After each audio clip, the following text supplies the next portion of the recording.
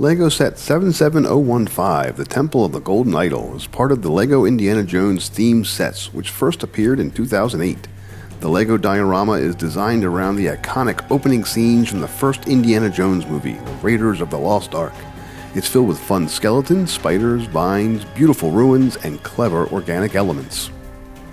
The set contains 1,545 pieces and includes 4 minifigures with their own fun accessories and alternate faces.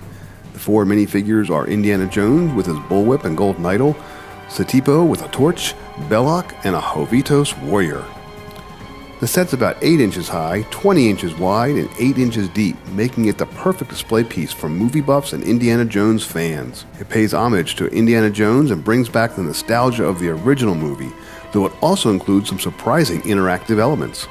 Using knobs, you can manually move the falling boulder in the chase scene, lift and lower a trapdoor, swing a minifigure across a chasm, and light up the idol while lowering the platform and making a wall crumble down. The set comes with a single light brick which uses a small button battery. Overall, the set's a fun build and includes a lot of fun features a true Indiana Jones fan would enjoy.